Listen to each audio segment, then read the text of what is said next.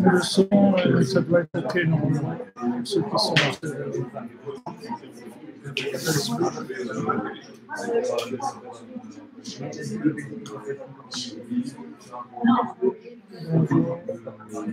Est-ce que c'est OK le son?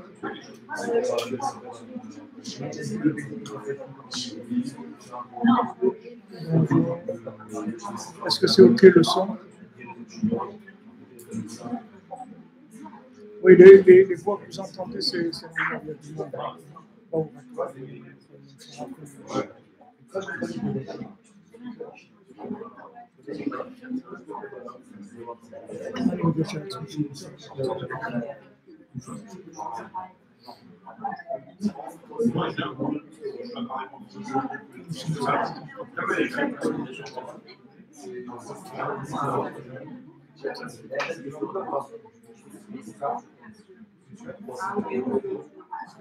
vous voulez le son plus fort?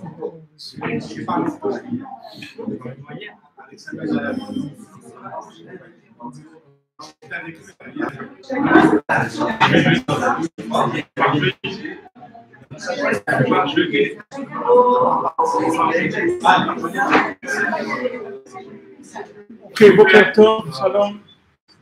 Shalom à tous et à toutes et tous nos auditeurs aussi sur Internet.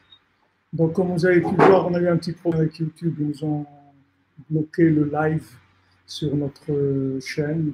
Ils nous ont dit qu'on a fait quelque chose qui n'était pas en accord avec la communauté.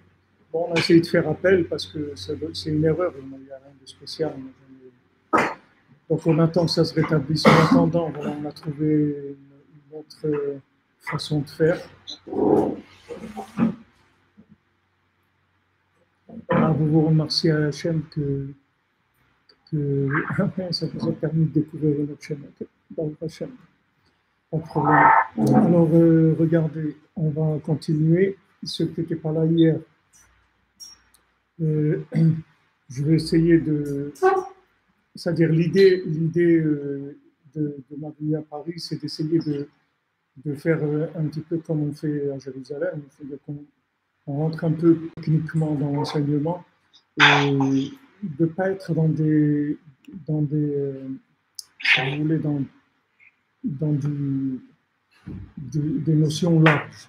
C'est-à-dire que j'essaye d'être plus précis. Donc, des fois, si on n'a pas eu de préambule, de préface à ces notions-là, alors des fois, on est un petit peu perdu, mais il ne faut pas vous inquiéter parce qu'en général, j'essaye de faire aussi des rattrapages au milieu, mais si vous voulez, je veux vous faire vraiment goûter, c'est-à-dire le goûter moral, pas de façon empirique, pas comme si on fait une conférence où, voilà, on a présenté des notions de façon très large, grand public. Là, c'est toujours grand public, parce que Rabbi Nachman, il m'a dit que le côté moral, c'est même pour un petit enfant de 5 ans, il peut étudier le côté moral. Mais disons que l'étude qu'on pratique, selon les conseils de Rabbi Nathan et de ses élèves, de Rabbi Nachman Tuchiner, Rambam Nachman, c'est d'être plus en profondeur dans le texte, puisque en fait le texte du côté moral, c'est exactement comme un médicament, si vous voulez. C'est-à-dire le fait de s'imprégner de ce texte-là, c'est comme si vous preniez des médicaments qui soignent l'âme. Ce sont des médicaments, ce ne sont pas des études intellectuelles, ce sont des médicaments Au lieu de les prendre par la bouche, on prend par les oreilles, et le cœur. Mais c'est des médicaments, c'est-à-dire ça soigne de toutes les maladies, spirituelles. Comme il y a un monsieur qui m'a dit, il n'est pas là aujourd'hui, mais il m'a dit que normalement je devrais être remboursé par la sécurité sociale parce qu'il y a des dizaines de personnes qui sont sorties de la dépression grâce à ces cours. Bémet, c'est pas moi, c'est Rabbi Nachman. Moi, c'est un morceau de tuyau un petit peu rouillé, mais ça passe encore. Il y a encore ça passe, c'est pas complètement bouché. Alors, si vous voulez, le principe, c'est d'approfondir. Approfondir, pourquoi pour essayer d'avoir le flux, si vous voulez, le flux le plus clair possible, de manière à ce que ça pénètre l'âme. Maintenant, on n'a rien à faire du tout, il n'y a rien qu'à écouter, c'est tout. C'est pour ça que j'ai appelé le site J'écoute ma vie change, c'est tout, j'écoute. Il n'y a rien à faire. À faire, il n'y a rien à faire. C'est comme si vous prenez un médicament, qu'est-ce que vous avez à faire? Rien du tout, il n'y a rien à faire du tout. Mais ça fait son effet, c'est tout seul. Il y a des gens, ça va se prendre 24 heures, des gens, ça va prendre 24 mois, il y a des gens, ça va prendre 24 ans. Il y a pas de... Mais vous êtes tranquille, c'est-à-dire vous êtes garanti que vous avez la guérison totale. C'est sûr. Rabbi Nachman garantit ça. Donc maintenant, à nous, nous, on a eu la chance, si vous voulez, de connaître l'ancienne génération de Breslev, c'est-à-dire bien sûr grâce au Rav Besançon chez Efié, le fois Shlema, Israël Tzrak Ben Fortuné, justement faire une fois Shlema aussi, le fois Shlema pour Georgette Désiré, Bat Arthur et Lucie Stéphanie, Jean-Claude Ben Jean, Thomas Ben Jean-Claude, Isaora Bat Jean-Yves, Perle Bat Antoine, Tatiana Sefekme, Yona Batraya et tous les malades des attachés qui à l'autre côté. Pardon. Alors ça, c'est pour l'élévation de l'âme de Ezra Ben Yona. Alors, si vous voulez, nous, avec le Rav Besançon, il y a 41 ans exactement, donc on a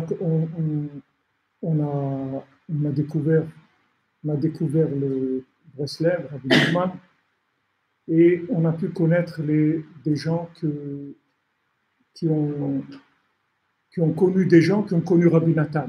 Donc c'était pas très loin. Mais celui qui nous dirigeait à Yerushalayim, le Rabbi Yitzhak Bender, il a connu des gens qui ont connu Rabbi Nathan. Donc c'était la tradition, si vous voulez, très proche. Donc des fois, il y a des gens qui me demandent dans le niveau courant Breslev, il y a ça, il y a ça, il y a ça. Il y a des choses qui sont transmises, qui sont claires. Et si vous voulez, on essaye d'axer tout sur les conseils basiques de Rabbi Nachman, qui ne sont pas les conseils de base de Rabbi Nachman. Il n'y a pas beaucoup de choses. C'est humain et la hydro des doutes. Se lever au milieu de la nuit si on peut, le Tikkun HaKlali, étudier les règles du Shulchan Aruch.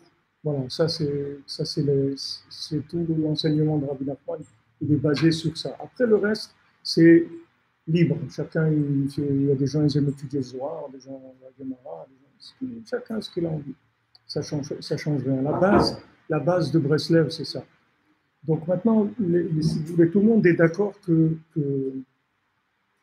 le texte lui-même, il est porteur de, si vous voulez, du médicament dont il parle. C'est-à-dire, quand Rabbi Nachman parle de quelque chose, en même temps qu'il vous parle de la chose, en fait, il agit sur vous avec ces paroles-là. Il agit sur votre âme. Comme si vous voulez les tefilines, on dit voilà, les tefilines, alors tu vas les mettre sur ton bras, tu vas les mettre sur ta tête, sur ton front. Mais maintenant, le schéma qui parle des tefilines, il se trouve dans les tefilines eux-mêmes. C'est-à-dire, qu'est-ce qu'il y a dans le tefilin? Le texte qui te dit de mettre les tefilin. Donc, en fait, quand tu mets les tefilin, tu mets le texte qui te dit qu'il faut mettre les tefilin. C'est ça, mettre les tefilin. Eux, ils sont porteurs du message qui dit qu'il faut mettre les tefilin. Donc, ça, c'est le même principe. C'est-à-dire, quand ils parlent de quelque chose, ici, ils parlent de notions qui sont extrêmement profondes, mais toujours simplifiées, toujours très simplifiées, parce qu'on n'a aucun intérêt à faire comme on dit, des élucubrations intellectuelles, c'est pas notre truc du tout, parce qu'on va directement au message pour le rendre le plus clair possible. Et si on a compris le message, alors le message il fait son effet. Et ça, tous les gens vous le diront. C'est-à-dire, j'ai des centaines de témoignages. Les gens ils vous diront, voilà, j'ai commencé, je ne sais pas comment c'est venu, mais ça a changé.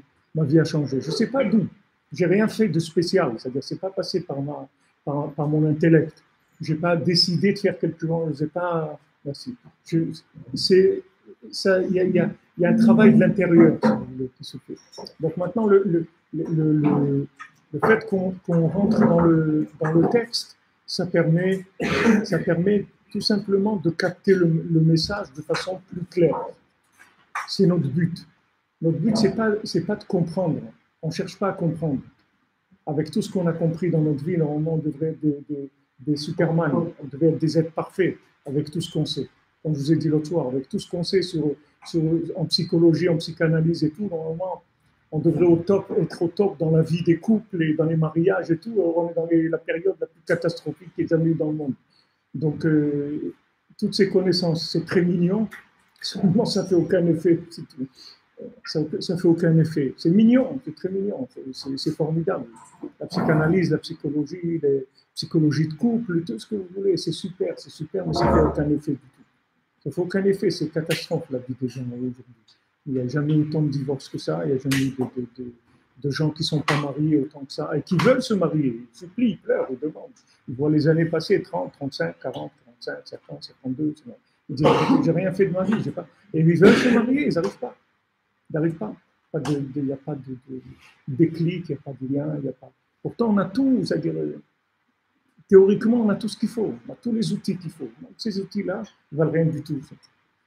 C'est mignon, c'est formidable, c'est beau, ça berce, tout ce que vous voulez, ça sécurise, mais ça marche pas. Ici, on parle de choses qui sont simples à comprendre, mais qui agissent. C'est-à-dire, ce sont des véritables médicaments de l'âme. C'est-à-dire, ça agit sur la personne. Ça défait tous les nœuds de l'intérieur, ça défait tous les problèmes du présent, du passé, puisqu'on a tous des passés très chargés, puisqu'il n'y a personne qui est venu, qui est né en W dans ce monde. On est tous on est passé par la casse, on est des troisième mains, des cinquième mains, des cinquantième mains. On est revenu. Si on est là, c'est tout simplement parce qu'on n'a pas fini, si on n'a rien à faire ici. Il n'y a personne qui a envie de venir dans ce monde. Donc si on est là, c'est qu'on a des choses à faire et il faut se soigner, c'est tout. Il faut se soigner. Rabbi Nachman, il a amené ses enseignements pour nous soigner et il est descendu le plus bas qu'il pouvait.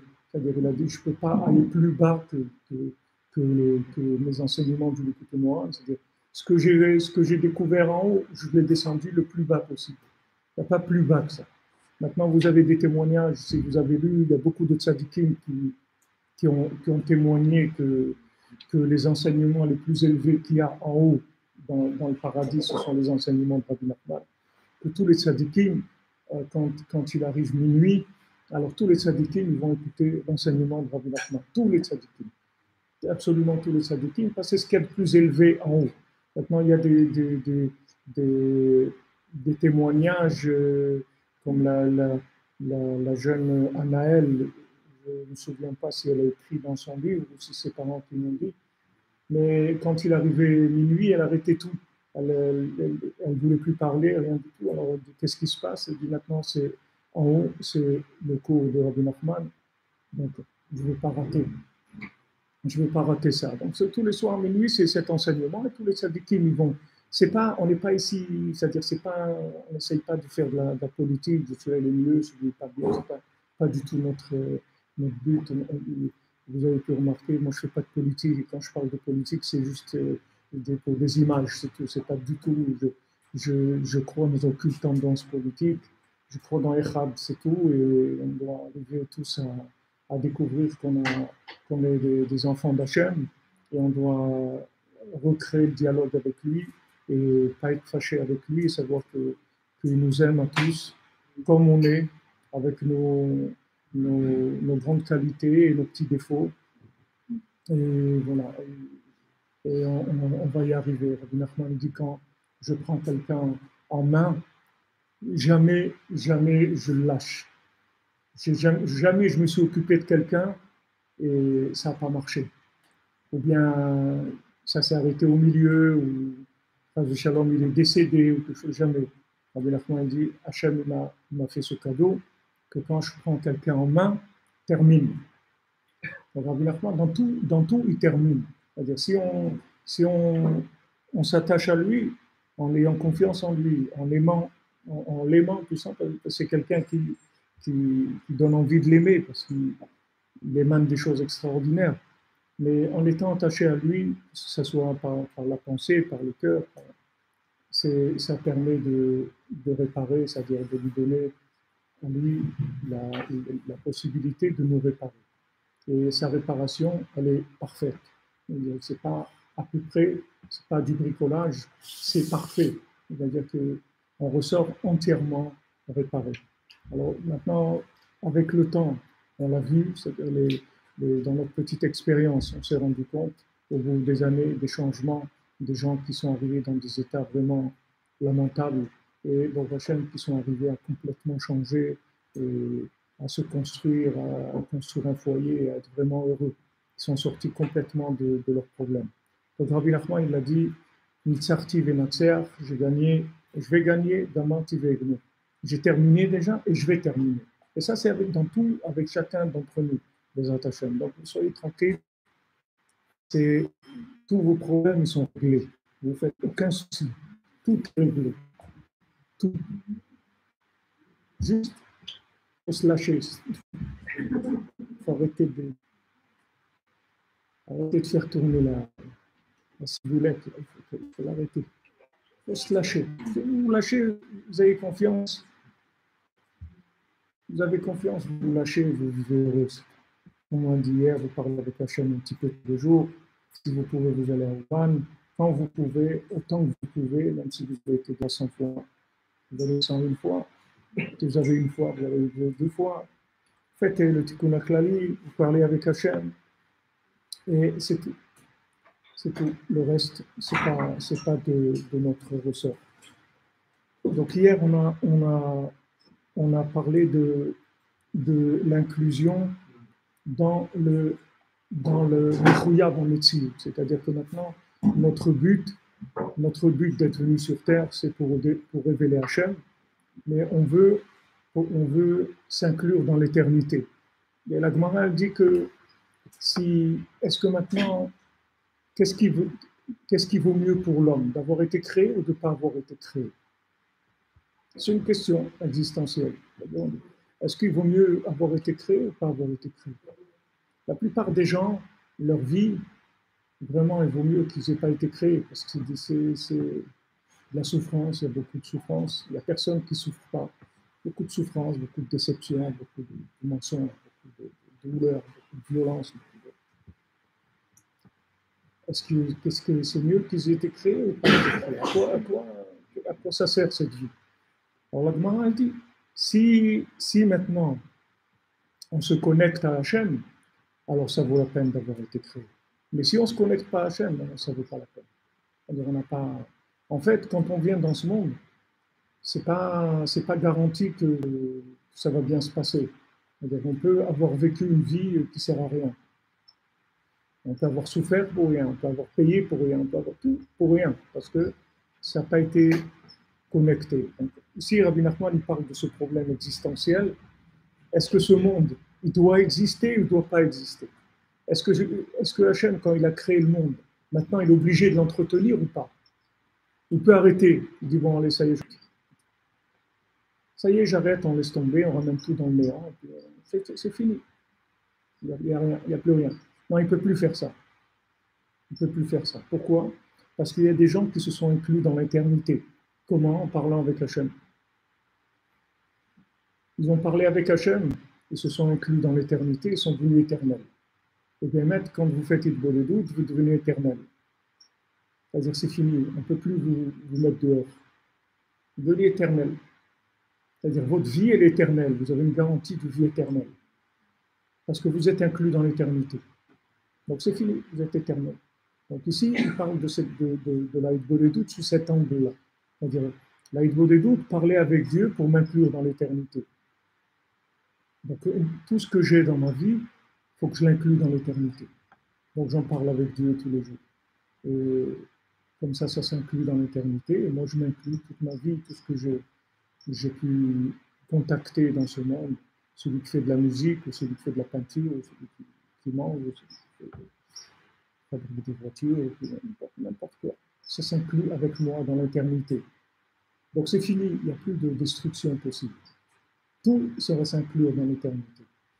Donc le but, c'est ça, c'est ce qu'il dit à Abraham Avinu, Hachem dit à Abraham Avinu, voilà, va vers toi. Va vers toi. Maintenant, vous croyez que Hachem va dire à Abraham Avinu, viens vers moi. Abraham Avinu, le premier qui a découvert Hachem dans le monde, qui a montré au monde qu'il y a Dieu, qu'on peut parler avec lui, qu'on peut découvrir ses enseignements. Vous croyez qu'Hachem va lui dire, viens vers moi, Hachem lui dit non, va vers toi. Va vers toi, c'est ça que je veux, c'est que tu ailles vers toi. Et en allant vers toi, en fait, c'est comme ça que tu vas venir vers moi. Alors, les Chachamim me disent que l'Ech Lecha, c'est 50-50, ça fait 100. Et la Gemara dit, Ma Hashem Shoel Mincha, qu'est-ce qu'Hachem il te demande? Alors la Gemara dit, c'est pas Ma, ne lis pas Ma, ni Mea, 100. C'est-à-dire, tu dois faire 100 bénédictions par jour. Voilà ce qu'il veut Hachem. Ah, tu n'as pas fait 100 bénédictions aujourd'hui, ben il faut que tu fasses 100 bénédictions. Alors vas-y, tu vas manger, encore manger ça, et un fruit, et un truc, et voilà ça qu'il veut Hachem. Il veut que tu fasses des bénédictions pour que tu connectes les choses à Hachem. Donc tous les jours, il faut faire 100 bénédictions. Il faut manger, il faut faire des bénédictions. Il y a les bénédictions qu'on fait le matin, et après, il y a toutes les bénédictions qu'on doit faire dans la journée. Alors, on a un minimum de 100 bénédictions. Pourquoi? Parce que ça s'appelle une journée remplie, une journée bien remplie. Ce n'est pas une journée avec des rendez-vous, c'est une journée où on a pu faire 100 bénédictions, c'est-à-dire on a eu contact avec sans occasion d'inclure des choses dans l'infini. À ce moment-là, avec ça, on s'est inclus dans l'infini et on est tranquille. Cette journée, elle est éternelle. Abraham Zaken Ba Beyamim. C'est écrit Abraham Avinu, c'était un homme qui était vieux, qui a vécu vieux. Qu'est-ce que ça veut dire qu'il a vécu vieux? Ça veut dire que tous les jours, c'était des jours. Il y a des gens qui vont finir leur vie, ils ont vécu même 120 ans, ils vont arriver, ils vont passer à la caisse, on va voir. Vous êtes mort jeune, hein? J'ai 118 ans. Non, je ne vois pas, vous avez vécu 3 heures. Mais comment 3 heures? On ne voit pas, il n'y a rien là. Il n'y a rien qui est enregistré. Ça ne s'est pas enregistré. Donc il n'y a rien. Il y a 3 heures. Vous avez vécu 3 heures, c'est bien. Il n'y a plus rien. 3 heures. L'Abraham, Zaken Bariyamim, c'est-à-dire chaque jour, il était inclus dans l'infini. Donc c'était des jours. Chaque jour, il valait son pesant d'or. Alors Rabbi Nachman, il dit voilà, c'est pas difficile. Vous parlez avec Dieu, ce jour, il est inclus dans l'infini. Vous chargez de beaucoup de vie. Vous avez beaucoup de vie en vous. Vous avancez et chaque jour, ne vous occupez pas à quoi ressemble votre vie. Ce n'est pas ça qui est important. Ce qui est important, c'est de l'inclure. À quoi elle ressemble, ça c'est Hachem qui décide. Si Hachem veut vous envoyer au Pérou, vous allez au Pérou. Si Hachem veut vous rencontrer telle personne, vous allez rencontrer. Toutes vos rencontres, tout ce que vous avez vécu, c'est Hachem qui veut que ça soit comme ça. Vous, votre travail, c'est que de l'inclure. En fait, vous n'avez pas de choix véritable. Les choix que vous avez, c'est d'inclure ou pas inclure, c'est tout. Mais le choix de vie, vous n'avez pas de choix. Vous n'avez pas de choix. Si vous êtes né en France, déjà, vous avez 90% de choix qui sont faits déjà. Ce que vous pouvez faire. Il y a plein de choses que vous ne pouvez plus faire. Ça y est, vous êtes né en France, alors voilà, il y a toute une gamme de choses que vous pouvez faire, d'autres que vous ne pouvez pas faire. Vous êtes comme ça, vous avez telle taille, vous avez tel niveau d'intelligence, vous avez des choses qui sont vos éléments. Ces éléments-là, ce sont les vêtements divins qui vous donnent pour faire votre travail. Donc vous n'allez pas changer. Si vous mesurez 1m40, vous n'allez pas devenir champion de basket. Vous allez être tranquille. C'est pas la peine de vous inscrire dans un club, vous n'allez pas être champion de basket. Jamais. Donc ça y est, c'est autre chose. Cherchez autre chose. Pas ça. Allez vers ce que vous êtes. Donc Hachem, il regarde. Abraham, tu veux commencer avec moi? D'abord, va vers toi. D'abord, fais un bilan. Qu'est-ce que tu es? Ok? Quand tu sais ce que tu es, tu connectes ça. C'est tout ce que tu as à faire. Mais nous, dans la société, ils veulent toujours nous faire être autre chose que ce qu'on est. C'est ça le challenge du monde, de ça. C'est soit, au contraire, soit quelqu'un d'autre. Voilà, regarde. Elvis Presley, il a réussi. L'autre, Trick, il a réussi. Charles Aznavour, il a réussi. Non, mais pourquoi tu n'es pas Charles Aznavour? Je ne suis pas Charles. Non, je suis pas Charles. Regarde, il y a des gens, ils ont réussi dans leur vie. Il y a des gens, des milliardaires, il y a des gens qui ont découvert des trucs, il y a des gens qui... Moi, je suis ce que je suis.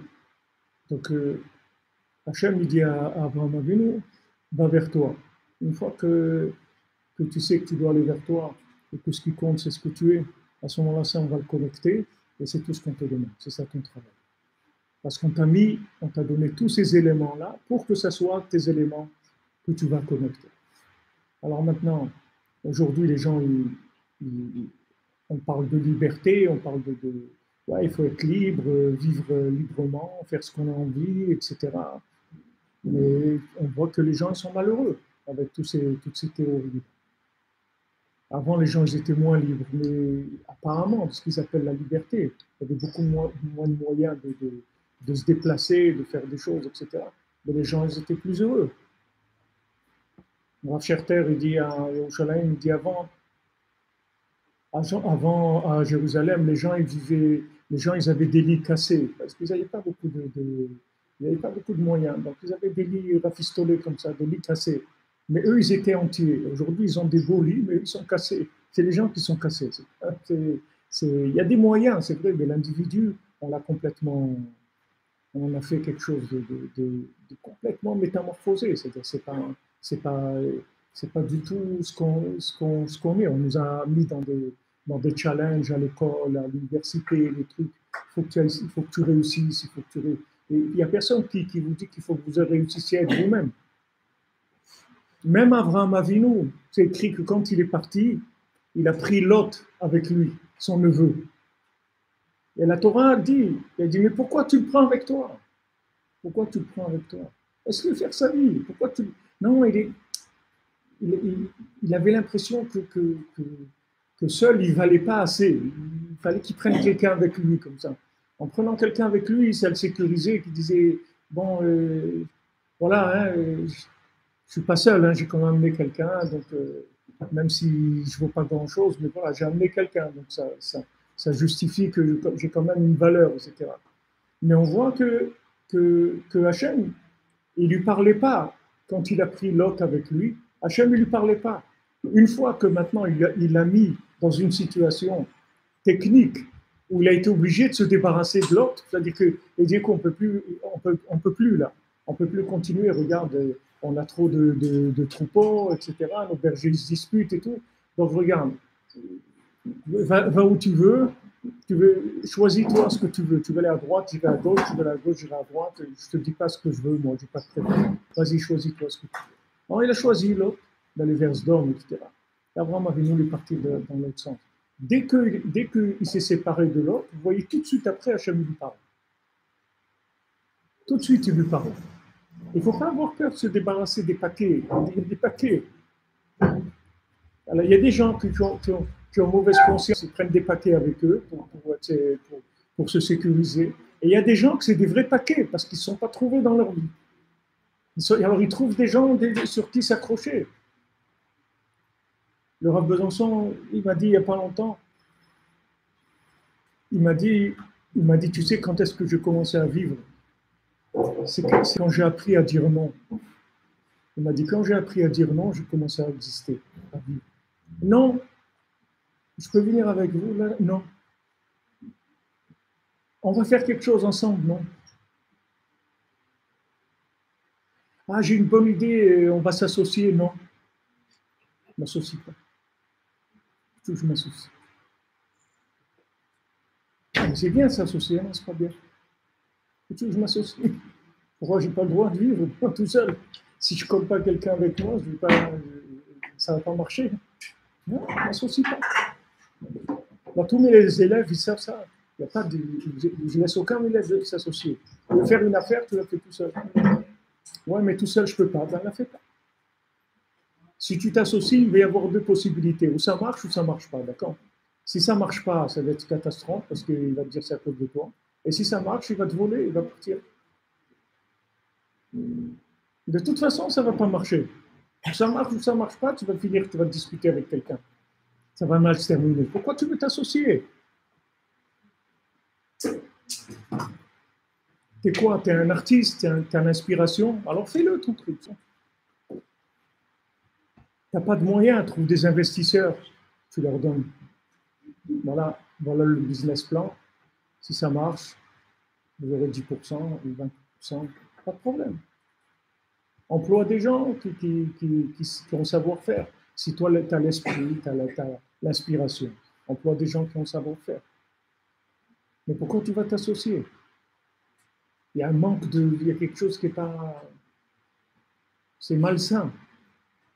C'est malsain parce que c'est deux individus, c'est deux mondes complètement différents. Chacun il a sa bénédiction, chacun il a. C'est pas que je suis mieux que l'autre. Je ne suis pas mieux. Il n'est pas mieux, il n'est pas pire. Moi, c'est moi, lui, c'est lui. Il n'y a pas mieux, on ne parle pas, il n'y a pas de. Tout le monde est bien. Seulement le bien, il a des gens, c'est tout. Et si maintenant j'ai un associé, je vais toujours avoir un boulet d'un truc qu'il va falloir que je m'oriente toujours vers la façon de voir de l'autre. Et c'est difficile. Alors vous allez dire, alors pourquoi on se marie? Mais le marié, c'est pas un associé. Marié, c'est soi-même. On se marie avec soi-même, on ne se marie pas avec quelqu'un. Quand on se marie avec notre conjoint, c'est nous-mêmes, ce n'est pas un associé. Adam, c'est Adam et Chava. Adam et Chava, il s'appelle Adam. Quand on parle de Adam, ça veut dire un homme avec son épouse. L'épouse d'un homme, c'est lui. Ishto Kegufo, sa femme, c'est comme son corps. C'est lui. Ce n'est pas un associé. C'est lui-même. Alors, comme les gens aujourd'hui sont loin d'eux-mêmes, alors aussi, ils ont des difficultés à se marier, ils ont des difficultés à se maintenir dans le foyer. Si on croit qu'on est associé, alors on a des points de vue différents, etc. On pratique du voisinage, ou de tout, mais c'est pas, le mariage, c'est pas ça. C'est qu'on est echad, on est une seule personne. Seulement, on a deux angles, c'est tout, un angle jour, un angle nuit, un angle solaire, un angle lunaire. Mais c'est une seule chose. Vaïerev, vaïboker, yom echad. Yom echad, c'est la nuit et le jour. Alors, des fois, des hommes, ils disent, ouais, mais moi, avec ma femme, c'est la nuit et le jour, hein, moi et ma femme. Mais c'est normal, c'est comme ça que ça doit être. C'est ça un couple parfait. Est-ce que c'est un couple parfait? Chacun qui dit quelque chose, l'autre veut dire c'est bien, c'est ça. Non, chaque chose que tu dis, tu dis c'est pas bien, c'est pas ça, c'est pas vrai. Alors vas-y, prouve que tu as raison. Prouve que tu as raison. C'est extraordinaire la vie. Si on sait comment vivre, c'est merveilleux. Seulement, dans la société où on est, comme tous les éléments ils sont faussés, alors les gens deviennent fous. Ils deviennent fous parce qu'on vous fait passer des trucs pour d'autres. On vous refile des choses, on vous fait croire que ça marche comme ça, et ça ne marche pas comme ça. C'est pas vrai. Ça ne marche pas comme ça. Donc on crée un foyer, pourquoi? Pour que ça devienne rad. Pourquoi on crée un foyer? Parce qu'on est une moitié, c'est tout. Parce que je suis une moitié, je ne veux pas rester une moitié. Une moitié, c'est pas rad, une moitié. Une moitié d'un billet de 50 euros, c'est pas 25 euros. C'est zéro. C'est rien. Une moitié, c'est rien. Deux moitiés, c'est echad. Echad. Donc, c'est pas. On ne se marie pas parce qu'on a besoin d'un associé, on a besoin d'un compagnon, d'une compagne. C'est pas pour ça qu'on se marie. On se marie parce que si on n'est pas tous les deux, notre vie, on ne peut pas la connecter. On ne peut pas aller vers Echad. Rabbi Nachman, il ne recevait pas les gens qui n'étaient pas mariés. Il disait, voilà, il y a deux sortes de personnes. Il y a des adultes et il y a des enfants. Les gens pas mariés, c'était des enfants. C'est considéré comme des enfants. C'est un jeu, c'est une simulation de vie. C'est un jeu. Quelqu'un qui n'est pas marié, il joue avec la vie, mais il ne sait pas ce que c'est. Il ne sait pas ce que c'est vivre. Imaginez-vous que vous avez quelque chose, vous avez la moitié de la chose. Mais vous ne savez pas ce que c'est la chose. Vous n'avez jamais su quand la chose est complète, vous ne savez pas ce que c'est. Alors les gens disent, ouais, mais c'est dur le mariage. C'est sûr que c'est dur. Non pas que c'est facile. Qu'est-ce qui a dit que c'est facile? Ce n'est pas une partie de plaisir le mariage. On n'a jamais dit ça. C'est sûr que c'est dur. Mais le résultat, il est extraordinaire. On est vivant. On vit. On capte des choses. On est connecté. C'est autre chose. Complètement autre chose. Rabbi Nachman, il dit dans l'écouté Moharan, quand on va prier, alors avant de commencer la Hamida, on dit Hachem Sefatai Tiftach. Hachem Sefatai Tiftach. Hachem ouvre mes lèvres. Alors Hachem Sefatai Tiftach, c'est les premières lettres, c'est Eshet. C'est-à-dire quelqu'un il vient et demande à Hachem, Hachem Sefatai Tiftach, Hachem ouvre mes lèvres et que ma bouche elle dise ta louange. Alors avant qu'il commence à dire sa louange, Hachem lui dit est-ce que tu es marié? Tu veux parler, tu n'es pas marié. Tu veux parler, tu veux parler. Tu ne peux pas parler. Non, mais c'est pas la peine qu'on parle, alors. Hein? C'est pas la peine qu'on parle, alors. C'est-à-dire, si quelqu'un n'est pas marié, il ne sait pas ce que c'est la communication. On va parler ou pas? Avec qui? À sa future femme, il faut parler. Non, il faut la chercher. Tous les cours que vous faites, il faut parler à Hachem. Oui, il faut parler à Hachem. On n'est pas mariés. Eh bien, vous devez parler encore plus que d'habitude, 24 heures sur 24, pour lui dire que vous envoie votre épouse, pour vous commencer à vivre. C'est ça qu'il faut parler. Il ne faut pas parler d'autre chose. Il ne faut pas parler des vacances, il ne faut pas parler d'un appartement, il faut parler de la parnassa, il faut parler de rien. Il faut parler, j'ai besoin de me marier, c'est tout. Et à ce moment-là, l'existence commence. Parce que c'est le kit de connexion, c'est comme ça qu'il marche. S'il n'y a pas ce kit de connexion, alors heureusement, on ne se rend pas compte. C'est-à-dire, on croit qu'on vit. Vous voyez tous les gens dans la rue, vous croyez qu'ils sont pareils.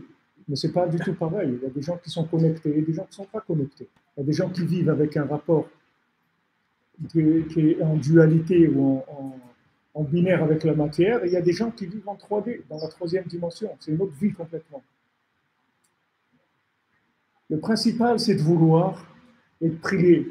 C'est ça qu'il faut faire. Il ne faut pas baisser les bras, et il faut vouloir et prier.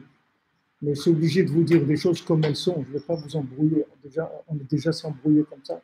Il faut que je vous dise des choses claires comme elles sont. Après, vous prenez vos responsabilités, vous cherchez, chacun il cherche sa moitié. C'est tout, ça prend le temps que ça prend. Il faut chercher et il faut être prêt à accepter aussi quelqu'un qui ne correspond pas à ce qu'on a dans la tête comme préenregistrement. Il faut être prêt à effacer tout ce qu'il y a comme préenregistrement, comme critère, et accepter ce qu'elle nous envoie parce que c'est ça qui est vrai. Alors maintenant, quand on a ces outils-là, c'est-à-dire qu'on a le droit à la parole, qu'on a le droit à la prière, à ce moment-là, on s'inclut dans l'infini, on inclut tout ce qui est avec nous dans l'infini. Tout ce qui est avec nous, tout ce qu'on contacte dans ce monde, il dit ici, alors à ce moment-là, tout ce qu'on a touché, tout ce qu'on a pensé, tout ce qu'on a vu, tout ce qu'on a fait dans ce monde, tout s'inclut dans l'infini. Il faut que vous sachiez que le but de l'homme, c'est de passer par ce monde-là, mais c'est d'avoir laissé ici des éléments qui vont lui permettre d'être en contact avec ce monde, même quand il ne va plus être là. Alors, soit des enfants, soit des élèves.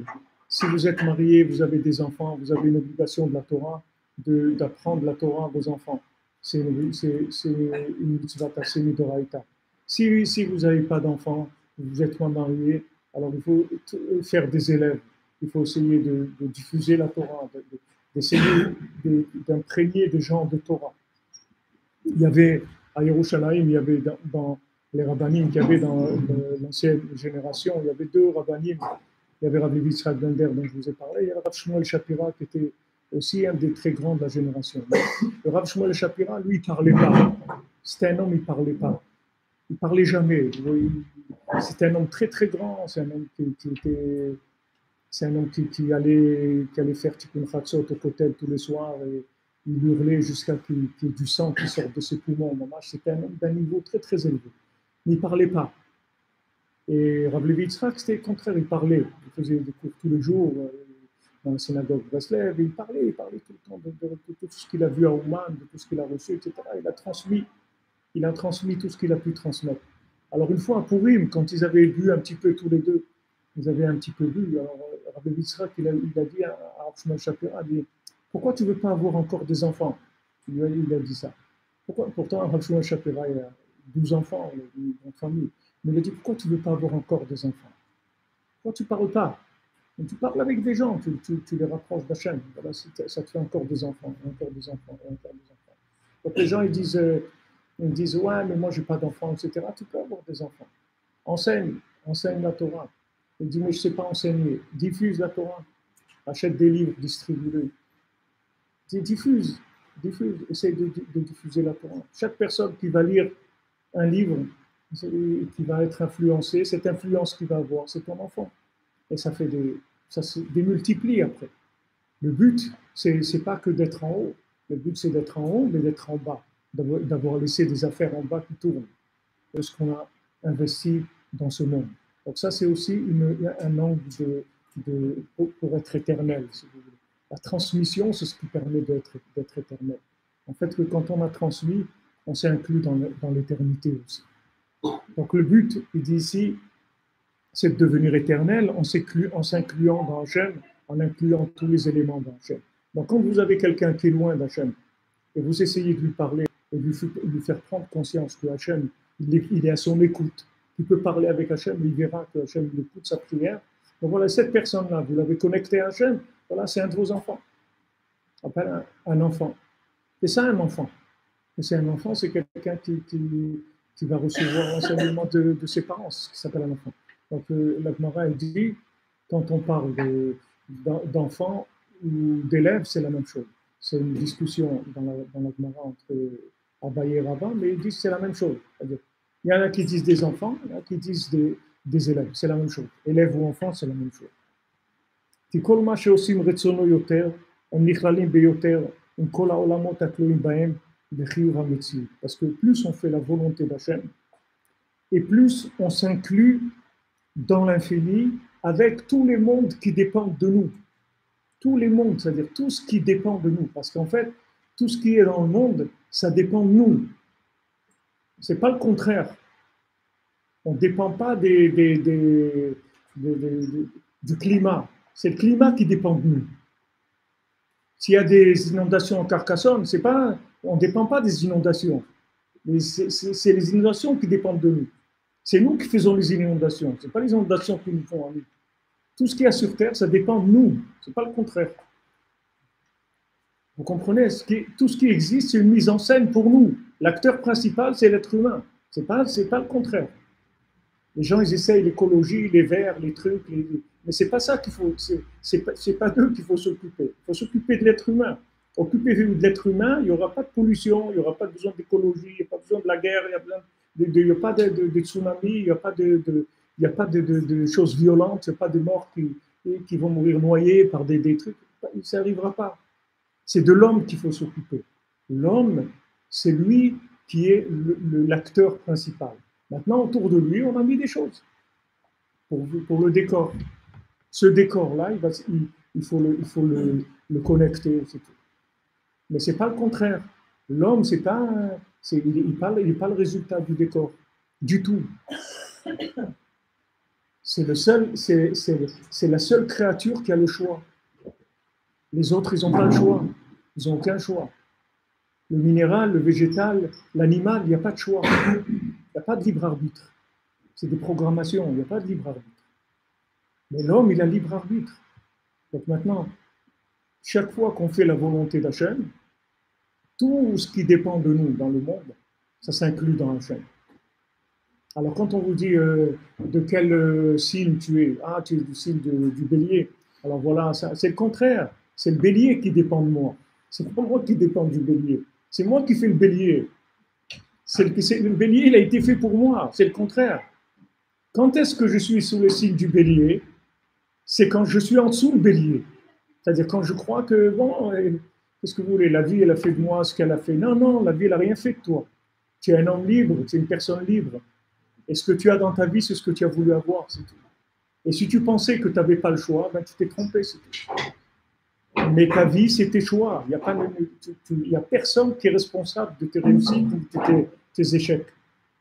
Tu es le seul responsable de ta vie, c'est des choix. Tous les jours, tu as des choix. Et tu es libre de tes choix.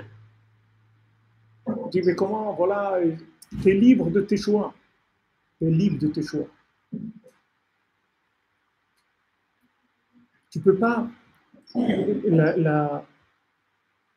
Ma femme, elle m'a dit quand elle était. On a raconté hier avant-hier que quand elle était au lycée à l'âge de 15 ans. Ma femme, elle vient de Juan-les-Pins, d'Antibes. Elle était au lycée et donc elle voulait faire Shabbat. Donc quand elle est arrivée un jour au lycée, elle a été voir le proviseur et lui a dit voilà, moi je vais venir le Shabbat, mais je ne porte pas, c'est-à-dire je ne vais pas écrire, je ne vais pas porter tout ça. Bon, il a dit c'est la première fois que j'entends quelque chose comme ça. Et en plus, elle avait un père à la Vachalon qui était assez rigoureux. On avait très peur de. Donc, je lui ai dit, il n'y a pas de problème, amenez-moi un mot de vos parents, une demande écrite. Et... Ok, donc elle a essayé de placer ça avec son père, c'est pas facile. C'est pas facile du tout, mais bon. On a dit, ouais, qu'est-ce que tu veux devenir une bonne sœur, va dans une école de bonne sœur, c'était pas facile pour elle. Donc elle a fait cette démarche et après, elle m'a dit, elle a ouvert elle avait un livre, là, le Monk, je pense que ça existe toujours, on avait suivi en Europe, c'est le bleu, là. Ils ont changé la couverture du film, donc c'était le bleu, là, Monk. Elle a regardé elle a vu que c'est écrit que Hachem lui dit, vous allez garder mon Shabbat, et à côté, il y a écrit que tu dois honorer tes parents.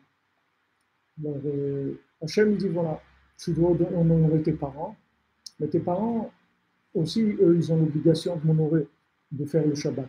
Donc si tes parents ils te demandent de ne pas faire Shabbat, alors tu ne dois pas les écouter. Donc elle a vu que Hachem il l'a encouragé, il lui a donné la réponse, il dit regarde, n'aie pas peur, c'est pas quelque chose qui dépend de tes parents.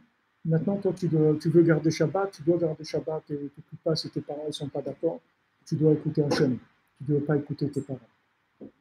Donc elle a fait comme ça et c'est comme ça qu'après, elle n'a plus du tout été à l'école le Shabbat. Il y avait une loi qui devait passer, elle m'a dit que normalement, il devait fermer les écoles le Shabbat, mais ça ne s'est pas fait en fin de compte.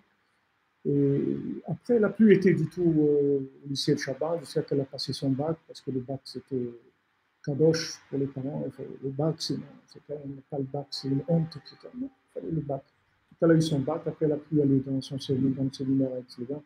C'est comme ça qu'on s'est rencontrés.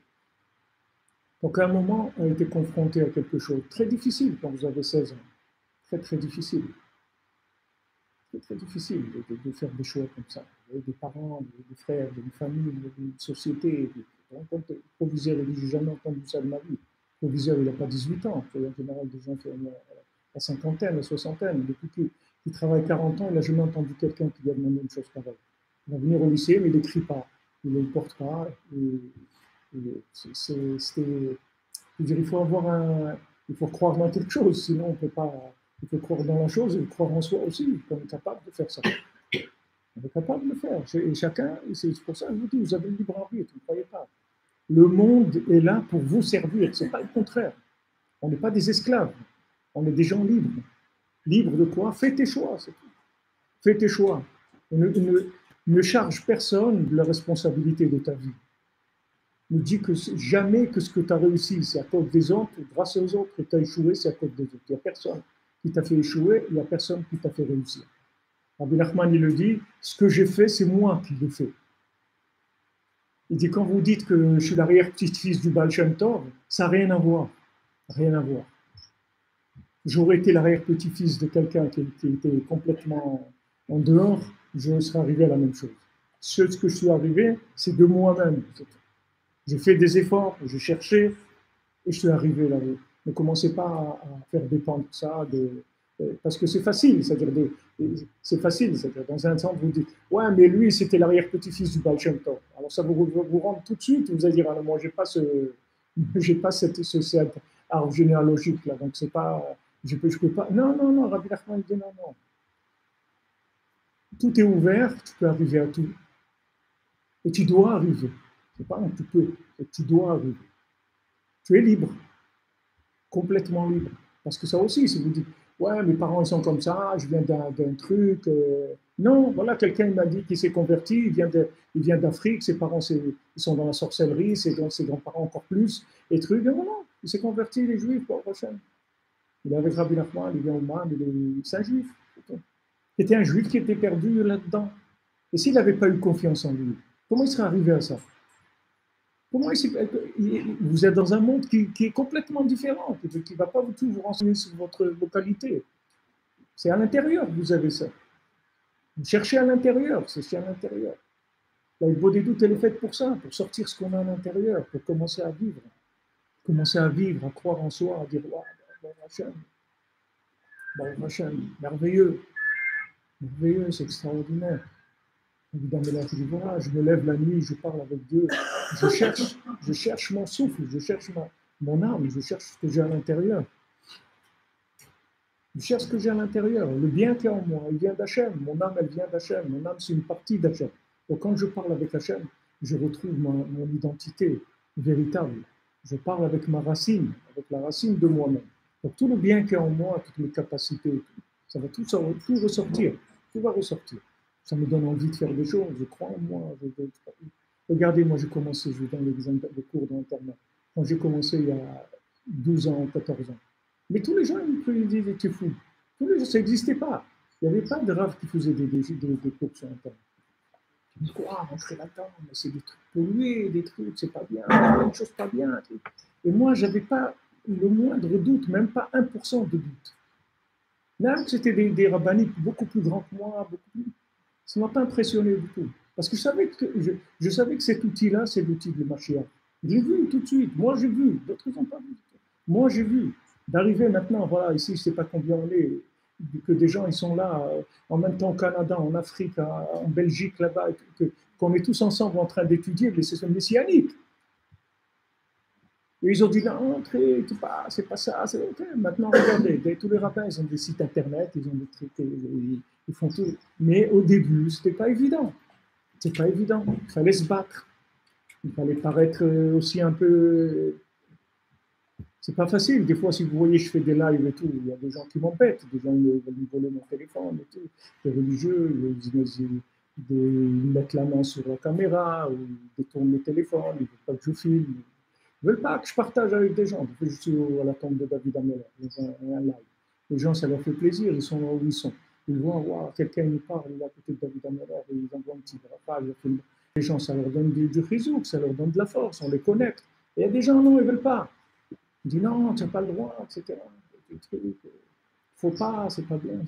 Alors, oui, on doit se battre pour exister, même dans un monde qu'apparemment, c'est un monde religieux, que tout le monde apparemment veut la même chose. Vous voyez qu'il y a des façons de vivre les choses.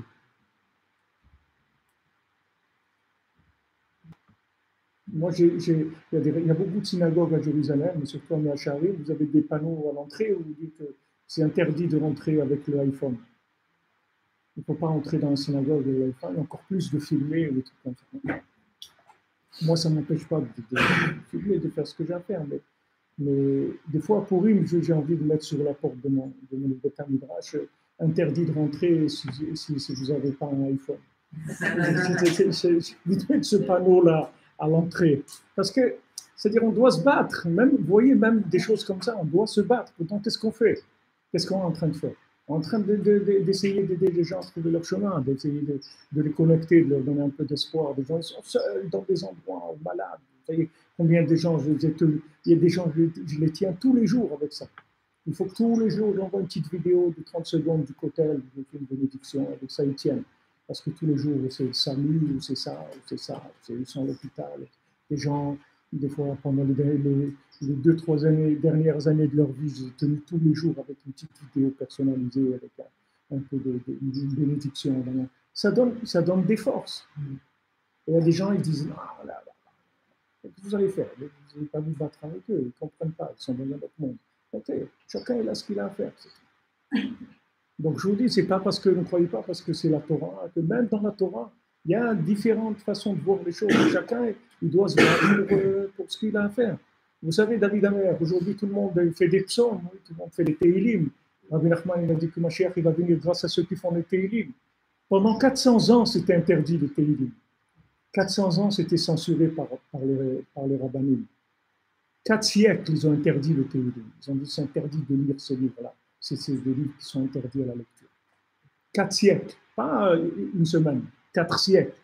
Et on parle de la censure de non-soviétique ou de trucs. Ça, c'est des rabbins, les grands rabbins de Jérusalem, c'est-à-dire le Sanhédrin, des gens qui représentent toute la pensée divine, qui décident, que s'il y a un condamné à mort, c'est eux qui décident. C'est eux qui décidaient toute la halakha. Ils ont décidé 4 siècles, ils sont restés jusqu'à qu'après c'est sorti, qu'ils se sont rendus compte qu'ils se sont trompés. Ils se sont trompés qu'en fait c'était le livre, l'un des livres les plus puissants qui a jamais été écrit. Ils l'ont enlevé, interdit. Regardez David Ameller, et toute sa vie comme ça. Même sa tombe, il y a des gens qui viennent et disent c'est pas là-bas qu'il est enterré. Vous allez à David Ameller, à la tombe, il y a des gens qui disent non mais c'est pas sûr, même ça tombe, il faut aussi ça qui dit c'est pas sûr. C'est-à-dire c'est rien, ça s'arrête jamais. Et il y a combien de temps ça fait qu'il est mort? Non, même ça tombe. Peut-être qu'il est enterré ailleurs. Alors c'est pas vrai, il y a des gens là-bas qui ont vu la tombe de David, c'est-à-dire qui ont vu le corps de David Ameller, qui ont vu le corps de David Ameller et de Shlomo. Tous les rois de le Malchut Bet David, ils sont enterrés là-bas, en dessous. En dessous, la tombe de David Ameller, il y a quelqu'un qui est rentré. Chaque roi, il est allongé, pas enterré, allongé et avec sa couronne à côté de lui. Tous les rois, David, Shlomo, Eskéaou, tous les rois de la royauté de David, de la maison de David, ils sont tous là-bas, enterrés en dessous. Mais pas enterrés, maman, ils sont découverts, ils ne sont pas dans de la terre, ils sont allongés. Il y a quelqu'un qui a vu, à l'époque des Turcs, qui est rentré là-bas et qui a vu ça. Qui a ramené ça. Après, il est mort, mais il a ramené cette vision-là, qu'il a vue là-bas. David Ameller, il est enterré là-bas. De toute façon, le Harizal, il a dit que David Ameller, il est enterré là-bas. Donc, mais je vous dis, vous allez là-bas, vous allez voir des remises en question. Des remises en question. J'ai un ami d'Aix-les-Bains qui est là-bas souvent, à David Ameller. Et il met les tefilines aux gens. Il met les tefilines aux gens et il m'a raconté la dernière fois, il a vu là-bas, parce qu'il y a beaucoup de chrétiens qui viennent prier, parce que c'est juste à côté, il y a l'église. Alors il a vu un prêtre ou un truc qui est venu, alors il lui a dit, vous voulez mettre les tefilines? Alors il a dit d'accord. Le prêtre, il a dit d'accord. Non, il a mis les tefilines. Alors après qu'il a tefilines, il a dit, allez, faites schéma. Alors quand il a commencé à faire schéma, il a commencé à pleurer. Je suis juif, je suis juif. Alors lui, il ne fait pas aujourd'hui, on ne sait pas. On ne sait pas, il ne faut pas avoir peur d'ouvrir. Les gens me demandent, est-ce qu'on doit d'étudier, c'est assez pour les hommes, ça c'est pas... Aujourd'hui, il n'y a plus ça. Aujourd'hui, c'est un balagan de folie, le monde. C'est-à-dire, c'est des mélanges de folie. Il y a plus de... Avant, il y avait des repères. Ça, c'est ça, ça, c'est ça. Aujourd'hui, tout est mélangé. Donc, faites ce que vous avez à faire. Il n'y a pas de... Faites ce que vous avez à faire. C'est quelque chose, ça vous donne un peu de force pour sourire, pour avoir envie de vivre. Alors, faites-le. Si vous lisez un livre, ça vous donne un peu de force. Lisez-le. Il n'y a plus aujourd'hui. Ça qu'on regarde.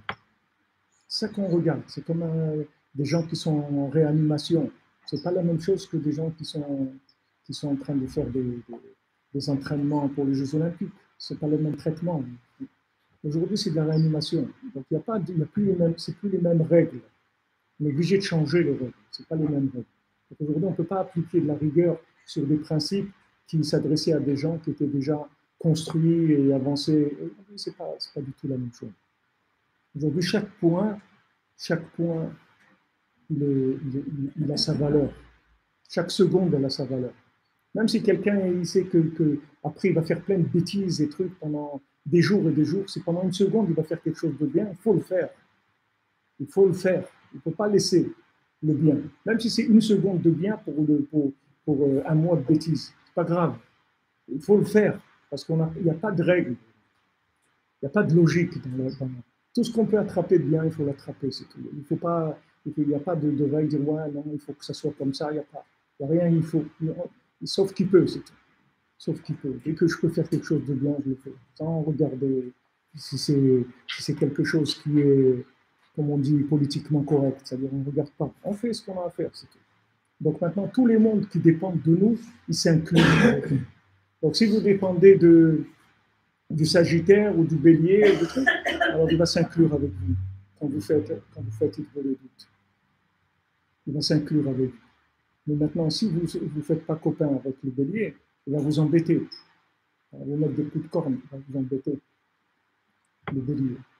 Parce que le Bélier, il a le droit de diriger quelqu'un qui ne se connecte pas. Il a le pouvoir sur les gens qui ne sont pas connectés. Tous les gens qui ne sont pas connectés, ils sont dépendants des astres. Alors c'est pour ça que vous pouvez voir le Sagittaire, le truc, ça, vous pouvez lire Madame Soleil et puis vous pouvez voir des choses qui sont... C'est vrai, Madame Soleil. C'est vrai, Madame... C'est pas que c'est pas vrai. C'est vrai ce qu'elle dit, Madame Soleil. Mais c'est vrai des gens qui ne sont pas connectés. Les gens qui sont connectés, c'est Madame Soleil qui va dépendre d'eux. C'est le contraire. C'est le contraire. Donc Abraham Avinu, il n'a pas d'enfant, c'est vrai. D'après les astres, il n'a pas d'enfant. Mais au-dessus des astres, il a des enfants. Il n'y a aucun problème. Alors tout est ouvert. Il n'y a personne qui peut vous dire non. Combien de gens ils ont passé des analyses médicales et tout, on leur a dit, vous ne pourrez jamais avoir d'enfant. Et l'année d'après, ils ont un enfant.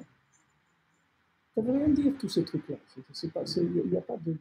Parce que celui qui fait toutes ces analyses, tous ces trucs et tout, lui, il dépend des astres. Donc lui, il vous parle comme c'est quelqu'un qui dépend des astres. Vous comprenez? Mais vous ne devez pas aller avec ça. Vous ne devez pas aller avec ça. Vous dites, moi, je suis connecté, mais je n'ai rien à voir avec ça. C'est comme quelqu'un, il a un téléphone, il n'a pas de ligne dedans. On voit toute la journée, il parle avec son téléphone. Mais il n'y a pas de ligne, il parle avec personne, en fait. Il parle avec son téléphone, avec un peu de plastique. Mais celui qui a une ligne, il appelle plein de gens, il parle avec quelqu'un qui est à Singapour, là-bas, il fait plein de trucs, il envoie des photos, il fait du live, des trucs. Mais l'autre, il n'a pas de ligne. Donc il est en train de parler avec un morceau en plastique. Alors lui-même, il devient dépendant de la nature, des lois naturelles. Mais c'est votre choix, c'est le choix de chacun. C'est pas comme ça, il n'y a aucune loi naturelle. Vous pouvez devenir ce que vous voulez, vous pouvez obtenir ce que vous voulez. À vous de décider. It's up to you, c'est vous qui décidez. Vous voulez, vous avez ce que vous voulez. Rabbi Nachman, il dit, regarde, toi, t'occupe pas, tu pries, tu demandes, c'est tout, t'occupe pas, ne fais pas. T'occupe pas à quoi ça ressemble, t'occupe pas. Toi, demande, arrête pas de vouloir demander. Chaque fois que tu demandes, chaque fois que tu veux, ça crée des choses. Chaque fois que tu veux et que tu demandes, ça crée des éléments. Maintenant, tu ne les vois pas avec tes yeux, t'occupe pas. Des fois, quelqu'un peut avoir prié pour quelque chose, on ne lui a pas donné la chose. Ok, il dit, ouais, mais moi, ça fait 10 ans, 20 ans que je prie pour me marier, tous les jours, je ne me suis pas marié. T'occupe pas. C'est avec tes 10 ans, 20 ans de prière, il y a 200 personnes qui se sont mariées grâce à toi. Toi, tu t'es pas marié, c'est parce que c'est moins grave que eux. Eux, ils sont prioritaires par rapport à toi. Donc, on a utilisé tes prières pour les subventionner à eux. Parce qu'eux, ils ne pouvaient pas se marier. Comme ils étaient bloqués. On t'a utilisé ta prière pour les débloquer à eux. Et tu verras après que tu t'es marié, en fait, tu as fait 200 mariages. Tu as permis à 200 familles d'exister, à des centaines d'enfants d'exister, grâce à cette prière que tu faisais tous les jours pour te marier. Vous voyez, les avots, ils n'avaient pas d'enfants au début. Abraham, il n'a pas d'enfants. Yitzhak, il n'a pas d'enfants. Yaakov, il n'a pas d'enfants. Rachel, elle n'a pas d'enfants. C'est dur. C'est dur. Pourquoi c'est dur comme ça? Pourquoi c'est dur? Pourquoi c'est dur? C'est c'est les plus grands du monde, c'est les patriarches, les Maot. Il faut passer toutes ces histoires-là, des trucs, après, tellement d'histoires. Pourquoi on ne peut pas normal, quelque chose. On ne peut pas normal. Tu ne peux pas normal. Parce que toute l'humanité, elle dépend d'eux. Donc leur histoire, elle est très difficile. Parce que chaque fois qu'ils vont ouvrir la bouche, chaque fois qu'ils vont parler, chaque fois qu'ils vont vouloir avoir des enfants, en fait, c'est des milliers de gens qui vont pouvoir avoir des enfants grâce à la prière qu'ils vont faire. Donc les gens les plus, si vous voulez, les gens qui ont le plus réussi dans ce monde, c'est des gens qui ont réussi à rien, mais qui ont voulu, qui sont battus toute leur vie, parce qu'ils ont fait réussir plein de gens. Mais eux, comme on voit qu'ils sont forts, alors on les maintient dehors, on n'ouvre pas la porte. Et chaque fois qu'ils tapent sur la porte, alors on fait rentrer des gens. Et si on voit qu'ils vont s'écrouler, alors on leur ouvre la porte. On doit les rentrer. Parce qu'ils vont s'écrouler. Mais s'ils sont forts, on les maintient dehors. On ne leur donne pas. Vous voyez, Abraham a venu, il a dit Lech Lecha, il a dit 100, pour lui dire voilà, 100 ans, tu auras un enfant. Pardon. Attends, c'est Abraham, il a fait tellement. Il dit voilà, je vais te donner Eretz Israël et tout. Viens, je vais te donner cette terre merveilleuse et tout. Dès qu'il rentre en Eretz Israël, il y a tout de suite la famine, il est obligé de partir. Tout de suite, il se sauve. Alors imaginez-vous la honte. Il est en train de parler à tout le monde d'Eretz Israël. Ouais, c'est super et tout. C'est le premier, il doit partir parce qu'il n'y a plus rien à manger. Dès qu'il arrive, il n'y a plus rien à manger.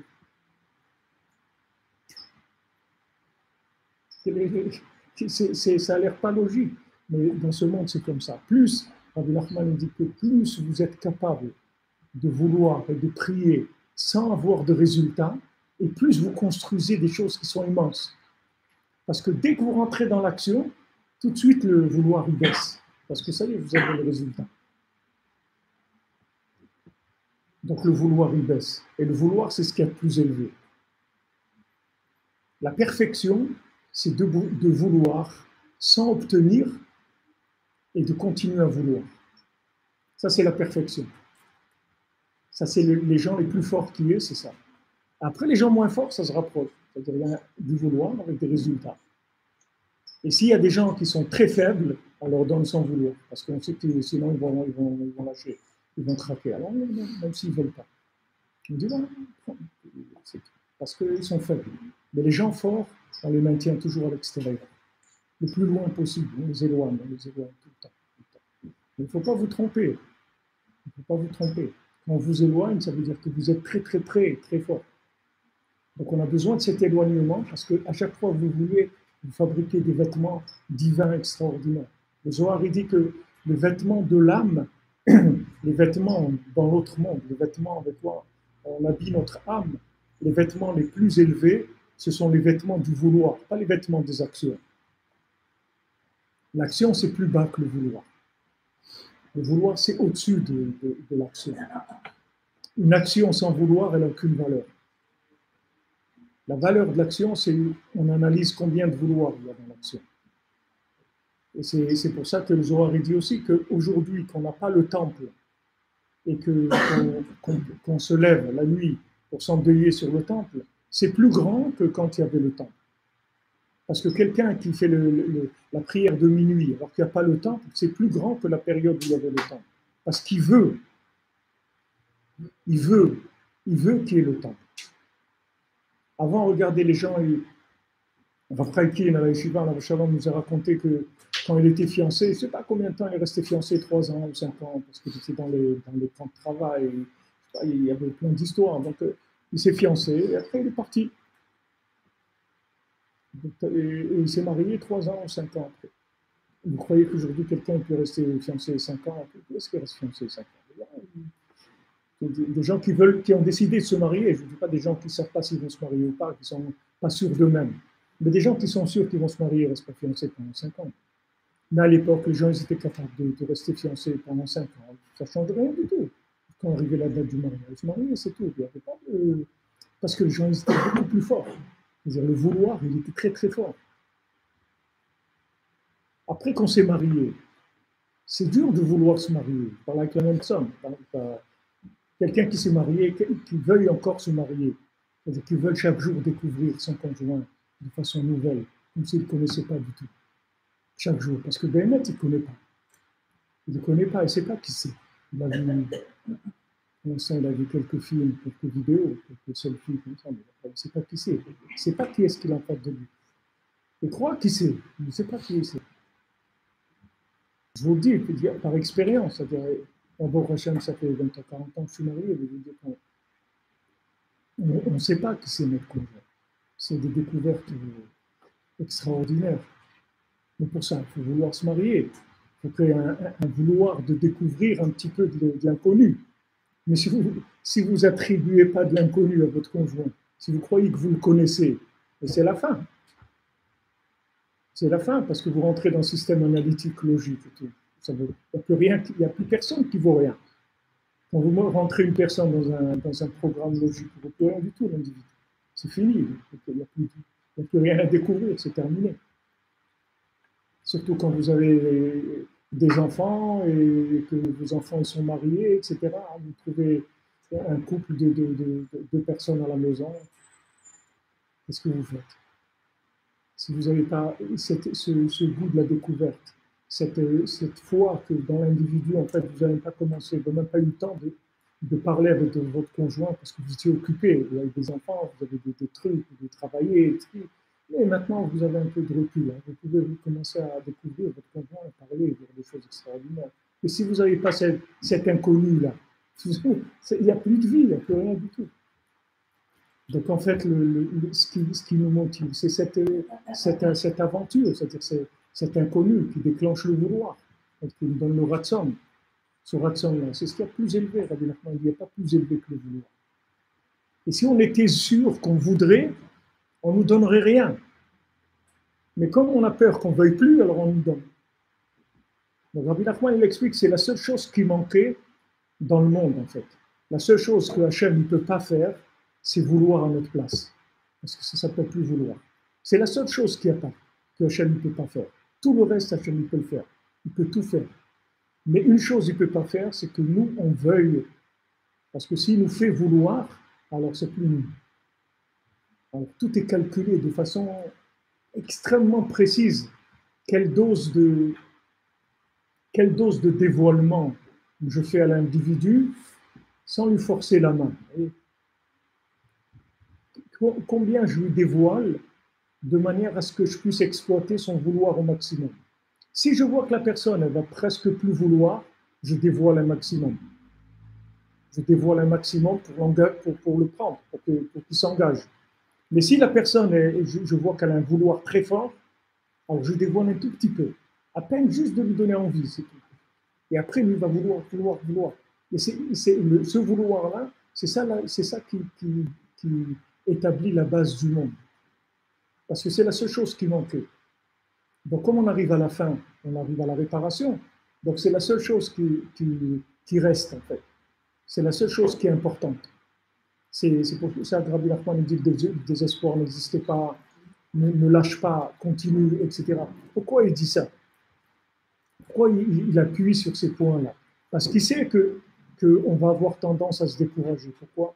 Parce qu'on va avoir des résultats qui ne sont pas tellement reluisants.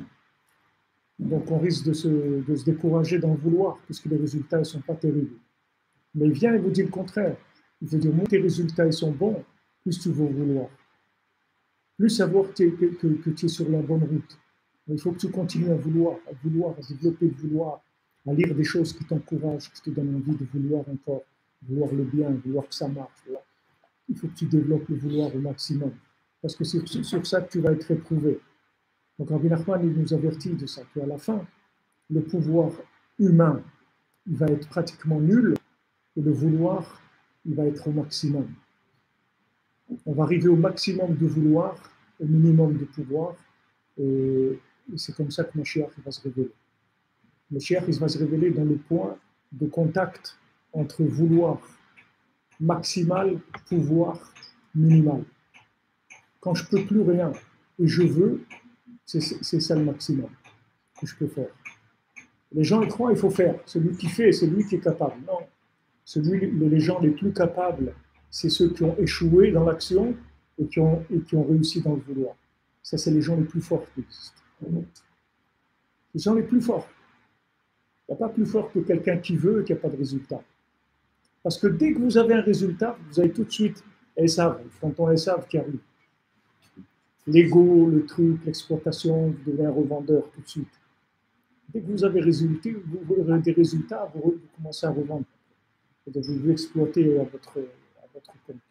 Tandis que si vous n'avez pas de résultats, vous n'avez rien. Il n'y a rien à vendre. Il n'y a rien. J'ai rien. J'ai rien fait. C'est du vouloir. C'est entièrement pur. Il n'y a pas de mélange. Avec quoi que ce soit. Pardon?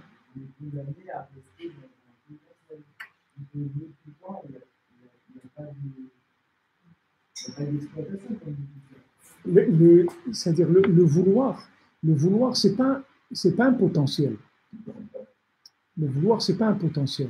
Le potentiel, c'est ce qui va t'amener au vouloir. Mais le vouloir, c'est pas un potentiel. Le vouloir, ça fabrique des choses. Ça crée le vouloir. Le vouloir, ça crée des éléments. Seulement, si on associe chez le même individu le vouloir et le pouvoir, alors ça risque de détruire complètement son vouloir. Et que même le vouloir qu'il avait avant de faire, il va être récupéré par l'orgueil et l'égoïsme qu'il va avoir dans le résultat. Prends les artistes, par exemple. Tu vois les artistes, tu les vois jeunes, ils sont mignons, ils sont pleins d'enthousiasme, ils veulent chanter pour réjouir les gens, pour le peuple, pour que le truc, etc. Quand ils ont trouvé un impresario, alors l'impresario vient, il commence à lui dire c'est mignon tout ça, mais avec ça, on ne donne pas d'argent. Donc voilà, on va commencer à organiser un orchestre, des trucs, des soirées, des galas, des trucs et tout, et il va commencer à travailler. Alors au début, c'est sympa parce qu'il a les deux. En même temps, il a le vouloir, en même temps, il y a le public, la réussite et tout. C'est magnifique. Mais ça ne dure pas longtemps. Après, il se rend compte qu'il s'est fait avoir. Et qu'est-ce qui se passe? Après, il y a la drogue et la destruction qui commence. Il commence à détruire parce qu'il ne peut pas supporter ça. Donc, il détruit. Maintenant, tous les systèmes dans le monde, ils marchent comme ça. Voilà, j'ai vu un article, quelqu'un, une chanteuse, un truc qui s'est écroulé sur la scène parce qu'ils disaient ils avaient 400 concerts suivis, tous les soirs, 400. Tous les soirs, pendant un an et quelques. Tous les soirs, ils doivent monter sur scène. Tous les soirs. C'est normal, faire de l'argent. Mais d'abord, pour la personne, qu'est-ce qui peut rester de quelqu'un au bout de 50 concerts ou 100 concerts ou ça? Parce qu'à un moment, la personne, elle se vend. C'est un équilibre. C'est un équilibre divin. Tu ne peux pas trouver ça de par toi-même. En même temps, tu dois partager et en même temps, tu ne dois pas te vendre. Mais ce n'est pas un potentiel, le vouloir. Le vouloir, c'est quelque chose de réel, ce qui fait passer des ondes. Et ton vouloir permet à des gens de vivre, d'exister, de faire des choses. Excusez-moi une seconde. Il y a la Mishnah dit que Hachem, il associe une marshava Torah avec un maasé, c'est-à-dire une bonne pensée avec une action. C'est-à-dire il y a un bonhomme qui est capable de faire, mais il n'a pas envie de faire du tout. Il fait parce qu'il est obligé de faire. Il n'y a pas de vouloir. Et il y a quelqu'un qui a le vouloir, mais il ne peut pas faire. Il est bloqué dans l'action. Qu'est-ce qu'il fait Hachem? Il prend ces deux-là, il les met ensemble. C'est-à-dire il prend l'action de la personne et il l'associe avec le vouloir de l'autre. Et ça donne une action parfaite. Mais c'est deux individus qui se sont mis ensemble pour faire cette action-là. Donc Hachem, toute la journée, il lit des éléments comme ça dans le monde. Donc le vouloir, ce n'est pas quelque chose de potentiel, c'est quelque chose de réel.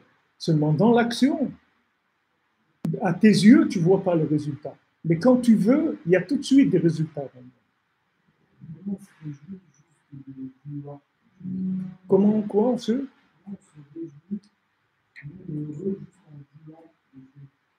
Mais il n'y a pas un plus grand bonheur que de vouloir. Il n'y a pas un plus grand bonheur que de vouloir, il n'y a pas une plus grande joie, il n'y a pas un plus grand enthousiasme que de vouloir. Dès qu'on te donne la chose, si tu ne veux plus, tu ne la veux plus, la chose.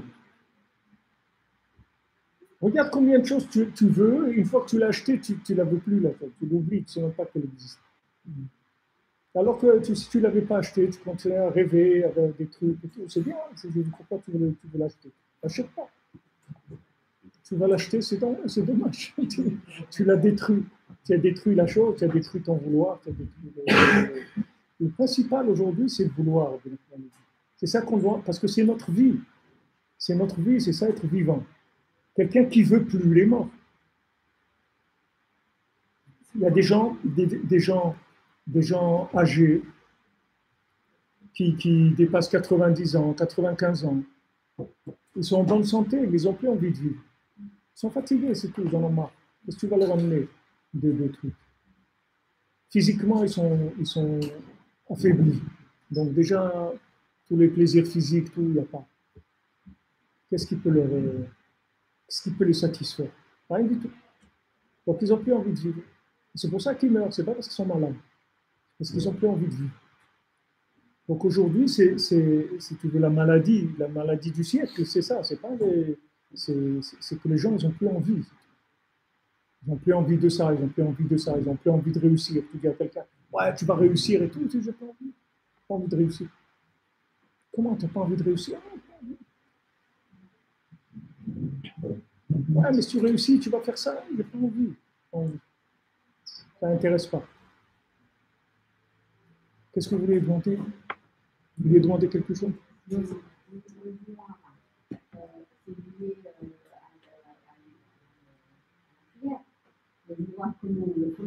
Vous l'exprimez et vous l'entretenez avec la prière. Mais avec l'étude aussi. L'étude et la prière, vous entretenez le vouloir. Le vouloir, c'est un travail intellectuel ou pas? Non, parce qu'au départ, vous êtes parti, il n'y a pas besoin de travail intellectuel, il faut juste écouter, se lâcher, se laisser faire. Et après, là, maintenant, j'ai l'impression qu'on arrive au contraire.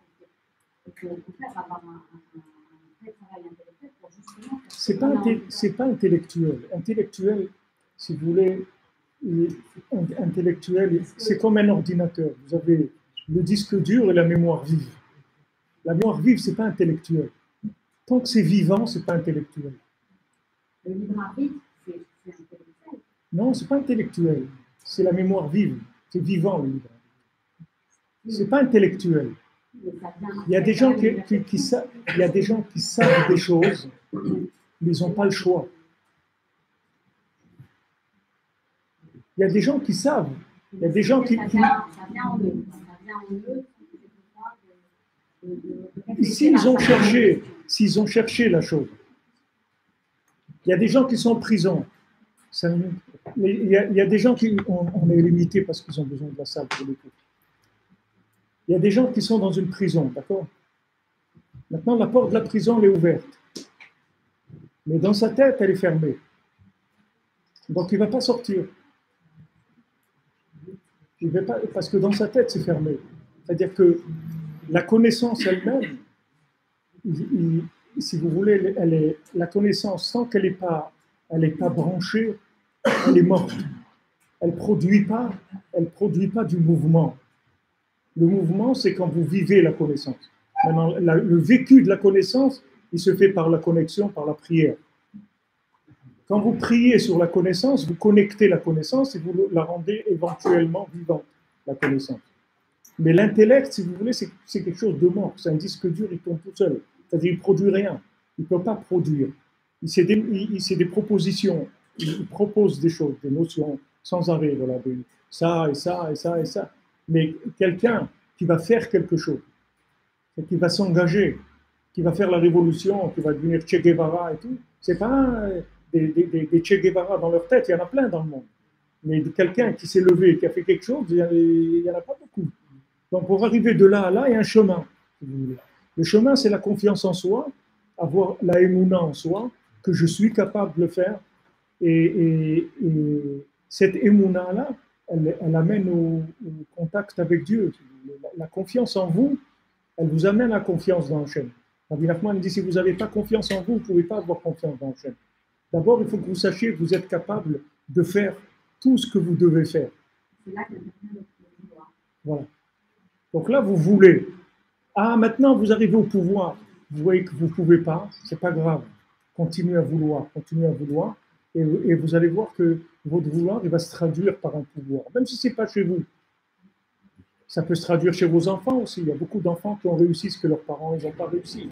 Ça, c'est dans la Torah, elle dit qu'il y a un vouloir chez les parents très fort, et les conditions, elles ne permettent pas à ce vouloir d'arriver au pouvoir. Mais les enfants, ils arrivent. Il y a des parents qui étaient artistes, mais ils n'ont jamais été des artistes. Mais leurs enfants, ils deviennent des artistes. Mais ils sont des artistes parce qu'ils ont reçu le vouloir de leurs parents. Eux, peut-être qu'ils ont beaucoup moins de vouloir. Il y a beaucoup de choses qu'on réalise comme ça. Aujourd'hui, on peut vivre en Israël facilement. Ce n'est pas avec notre vouloir, c'est avec le vouloir des gens qui n'ont pas pu. Alors eux, ils ont voulu, ils n'ont pas pu. Là-bas, il y a des gens qui peuvent, ils ne veulent pas tellement. Pas tellement, ils en ont un petit peu, mais pas en tout cas, ce n'est pas avec ce vouloir qu'ils vont arriver à casser toutes les barrières qui empêchent le pouvoir. Vous comprenez? Mais comme il y avait des gens avant qui voulaient tout. Donc ce vouloir-là, il a avancé, il a fait des petits, il a permis à des gens aujourd'hui qui ont un vouloir très faible par rapport à cette cause-là, ils vont quand même arriver à la réaliser. On est tous, si vous voulez, tout est lié, toute l'histoire du monde est liée. Qu'est-ce que vous voulez demander? Vous excusez. Quand vous excusez, on est là pour. Non, bien sûr. Vous expliquez que par rapport à Abraham, le plus important c'est de se connecter à soi. Et la notion de si tu fais 1m40, tu ne seras pas un basket. Tu es un champion de basket, et puis la télé te dit viens sur la Ronaldo, et donc ceci, non, moi je veux juste rester moi. Et qu'en soi, il y avait cette notion de finalement on n'a pas trop de choix pour ça. On est ce qu'on est. Oui. Et puis plus tard, après mon chien, vous êtes arrivé à la notion de liberté et qu'on avait le choix. Oui. Donc est-ce que finalement c'est une notion de se dire qu'on a le choix, mais dans un choix qui reste quand même limité? On a un choix dans une structure. Voilà. Mais cette structure, elle n'est pas là pour nous empêcher, elle est pas là pour nous aider dans notre choix.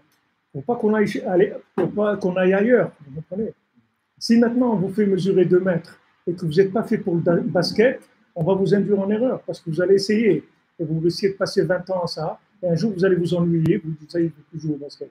Alors que si on vous avait fait 1m50, vous n'aurez jamais essayé. Vous comprenez? C'est-à-dire la structure qu'on va vous donner, c'est pour vous aider dans vos choix. C'est pas pour vous bloquer.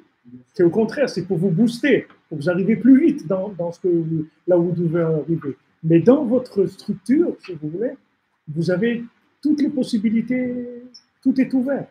Mais cette structure, elle est à votre avantage, elle n'est pas à votre inconvénient. C'est pas tout.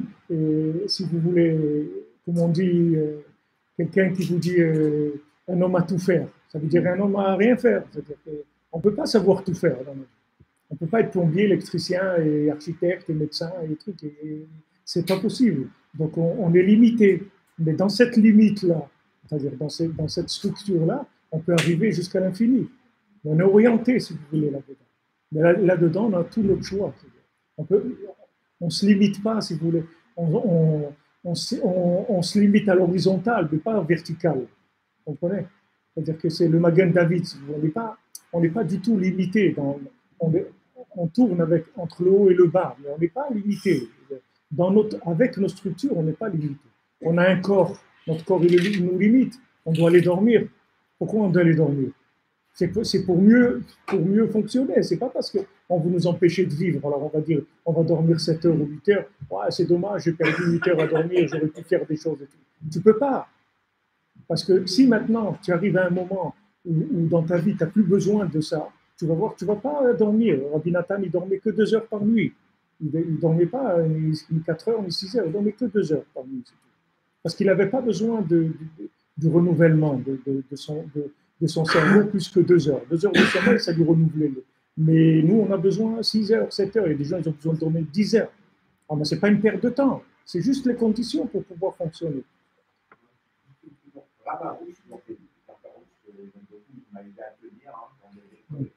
Il décrit beaucoup les iPhones et tout, il dit qu'il ne faut pas écrire comme ça. Regardez, chaque chose, il faut voir à qui ça s'adresse. Lui, il s'adresse à des gens que s'ils ont un iPhone, ils vont regarder des vidéos 24 heures sur 24. Ils vont travailler, ils vont emmener les enfants à l'école, ils ne vont rien faire du tout. C'est-à-dire, il s'adresse à des gens qui sont malades par rapport à ça. Des gens qui n'ont pas de contrôle de ces choses-là. Il faut savoir, quand vous entendez quelque chose, quand vous prenez un enseignement, avant de lire, il faut savoir pour qui il est fait. Vous comprenez? Quand vous rentrez dans une pharmacie, vous rentrez avec une ordonnance. Vous ne rentrez pas et vous ne dites pas, donnez-moi le truc bleu, là, le truc orange, parce que vous risquez de prendre des choses qui sont dangereuses. Alors, vous n'avez qu'une ordonnance. Donc, il faut voir à qui ça s'adresse. Lui, il s'adresse à des centaines d'élèves qu'il a, qui sont des gens que BMET, ils ne peuvent pas prendre de iPhone. Et il y a des choses qu'il dit, par exemple, lui, il a dit à ses élèves, il ne faut pas boire à Pourim. Rabbi Nachman, il dit, il faut boire, il faut se saouler à Pourim, complètement. Mais lui, les élèves si jamais ils se saoulent, c'est des catastrophes après. Donc, à qui il s'adresse? Ça, c'est le départ de l'enseignement. Rabbi Nachman, il dit, si tu parles à un bébé, il faut que tu lui donnes du lait. Si tu parles à un adulte, tu donnes de la viande. Mais si tu donnes de la viande à un bébé, la viande, c'est bon, mais ce n'est pas bon pour un bébé. Donc, il faut faire attention. C'est-à-dire que ce que je vous ai dit, il faut vous positionner d'abord. Quand vous prenez le GPS, il vous donne d'abord votre position et après, vous voulez aller. Mais si vous lui dites où vous voulez aller, vous lui dites non, moi je ne veux pas te dire ma position, il ne peut rien faire pour vous. Vous comprenez? Quand vous commencez à taper une adresse, le même nom, vous allez le trouver en Nouvelle-Zélande, en Afrique, il faut que vous donniez votre position pour qu'il sache, il vous donne le chemin. Donc ça, ce que vous demandez là, c'est très important, on ne peut pas continuer là. Mais ça, c'est en soi-même, c'est un cours de parler de ça. Première chose, il faut savoir, l'ech lecha. D'abord, fais le bilan de qui tu es.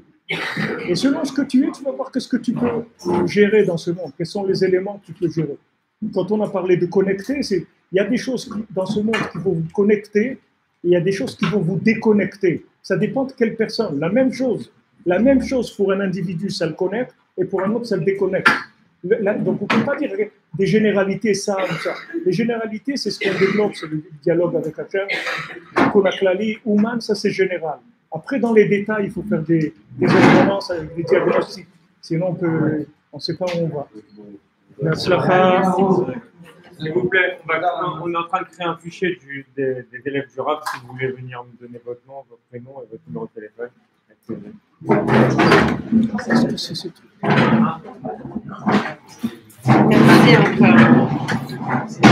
encore. Merci. Je suis une amie de Michel Bobot à Los Angeles. C'est elle qui m'a une grande amie de Michel, je crois que Michel Bobot. Oui, bien sûr. Voilà. Et voilà, elle marche. Et donc, ça fait longtemps qu'elle me parle de vous. Et là, elle m'a envoyé ça hier soir. Alors, heureusement que j'étais réveillée. Voilà. J'ai beaucoup apprécié. C'était magnifique. Merci beaucoup en tout cas. C'est Laurence Cohen.